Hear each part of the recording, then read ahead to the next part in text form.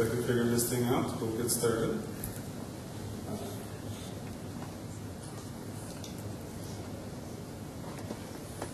Trying to do this with a cursor on a different screen. There we go.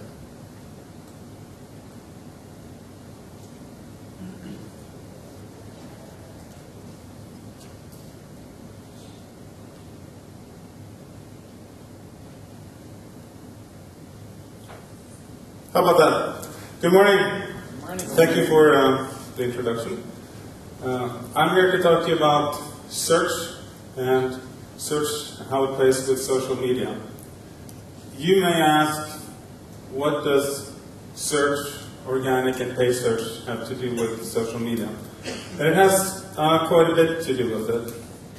If you look at social media, it is a way where you influence your prospects or your existing customers, and search is usually the final step before the cash register.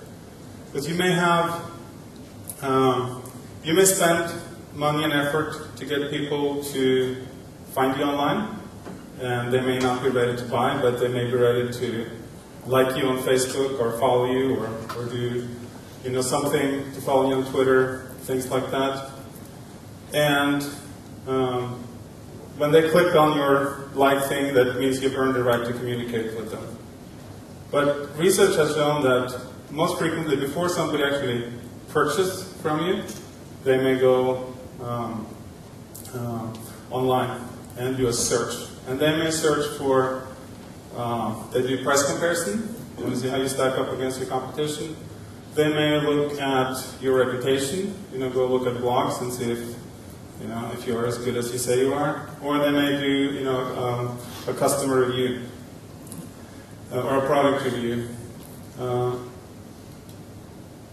My objective today is to leave you with a clear path of how you can spend your search budgets online in a profitable way. I'm not going to give you all the technicalities, how it all works, but I'm going to give you enough information so that you can keep an internal team or a vendor accountable for the results that they're producing. Finch, my company, we work with about 300 clients worldwide, and a lot of the time we're trying to help them figure out how to do this strategically, because how the website, how all the social media outlets, how search, how email, how all these different ways where you can reach someone and influence them and make them purchase from you, they all work together in a way. And the ticket is, how do you figure out what goes where, and how do you know what to do when? So hopefully I'll give you some insights on that. So what is the biggest difference between online and offline advertising?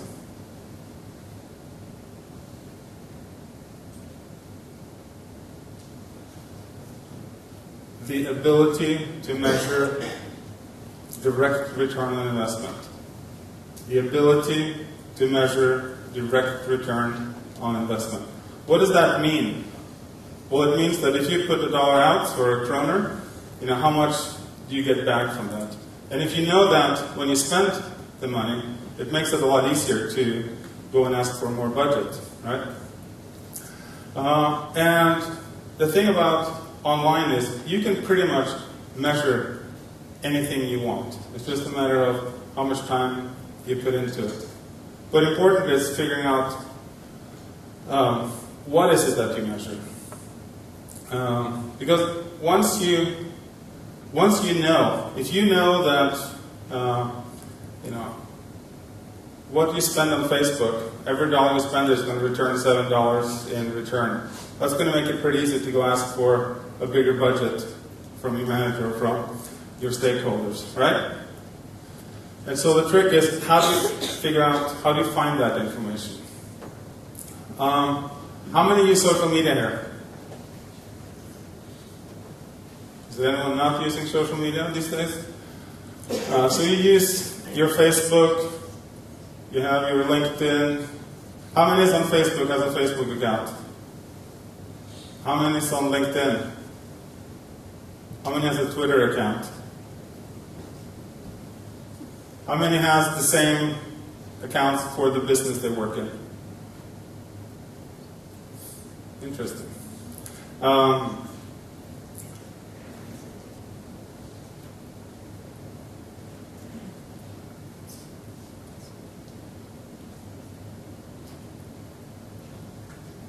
How many here use paid search?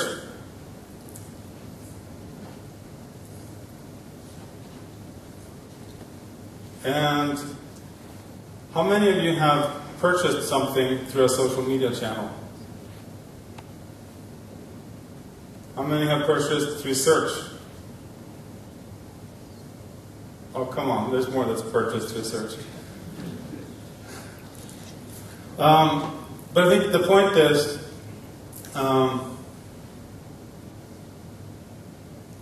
to some extent, it's what comes first. Do you spend money on social media or do you spend money on search? And I'll give you some information on this, because it's always the what comes first. Do you spend money on social media or do you spend money on search to get your social media followings? Because at the end of the day, you may ask, is the social media directing your search budget, or are your search revenues allocating how much you can spend on social media? Because that really is the challenge. What is it that comes first?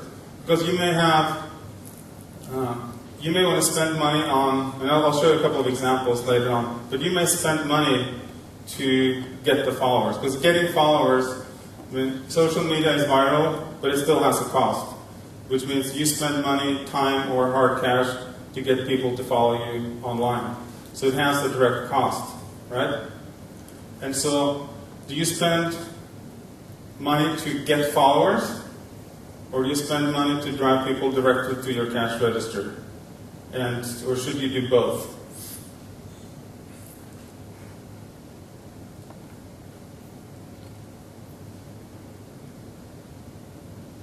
So this is a very interesting graph.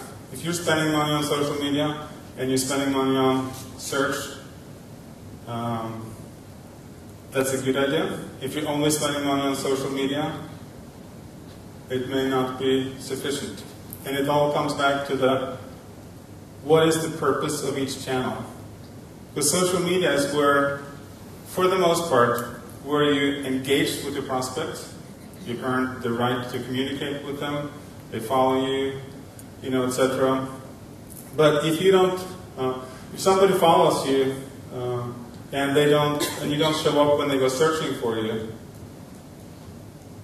having them as a follower may not have a lot much value if they can't find you online.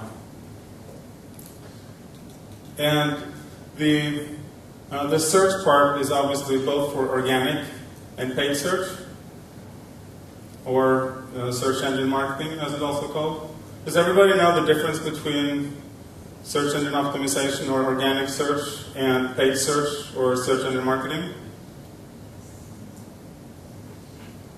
I'll cover it just in case. So organic search, if you go to Google and type in Informator, you'll find two types of results. The first two ads and the ones on the right-hand side are paid advertisements, which is paid search. So you pay Google through AdWords for the right to have an ad that displays when somebody does a certain search. Under the first two ads, there is a list of organic search results, which you don't pay for, but directly. But you pay for having people do all the stuff on your site and with links back to your site and all those things to get you up in the search rankings. It takes a lot of time, and it's an art to get to be number one. It ties into traffic and all those things for organic search.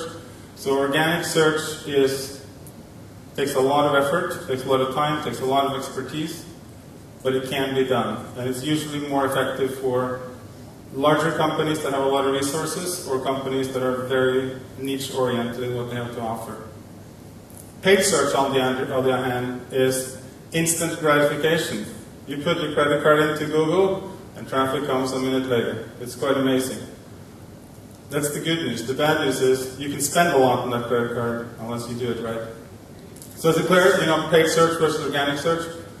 So when people start following you on your Twitter or your LinkedIn or on your Facebooks, you have to have a way for them to find you, which is what they do through search. And if you look at these numbers, which is a recent study, you really want to have a presence in both.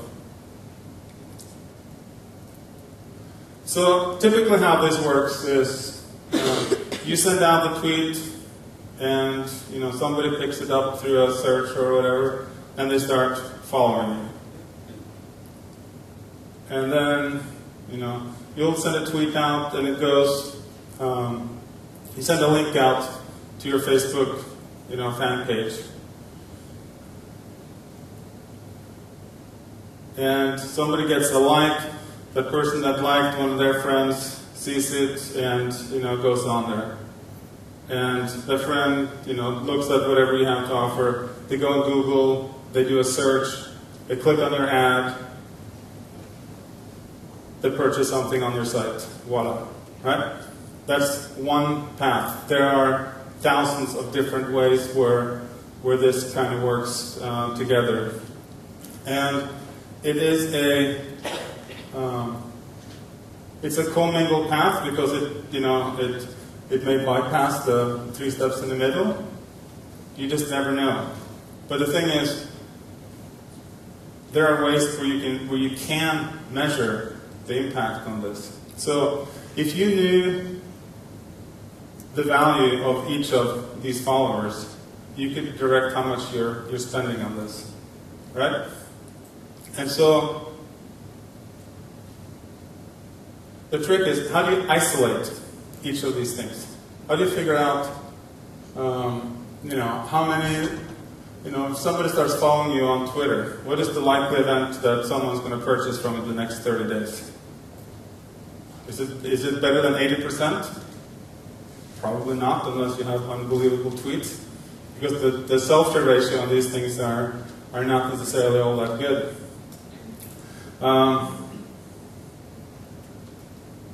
But there's also the viral nature of all of this, because once these things go out, you don't quite know what's going to happen, because somebody may retweet, and if you get the right guy to retweet, then you get a lot more exposure. And so you can't possibly track all of this, and it's not an exact science. This, online marketing is a law of averages, and it's all about trying to figure out as much information as you can. Because at the end of the day, what you're doing is you're competing with someone else for a purchase or a sale online. And if you have better information or more information, chances are you'll end up ahead of the game competing with them.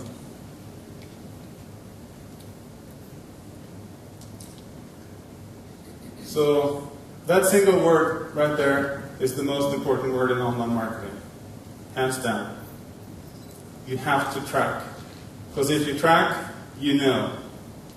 You don't necessarily need to know how to track all of this, because there are plenty of people that can figure all that stuff out for you. But you need to know what to track.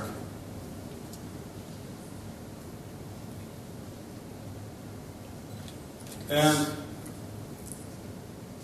when you know what to track, you can also keep the people around you accountable for the activities that they're doing. Because if you have, is having 300 new Facebook followers a week, is that a good metric?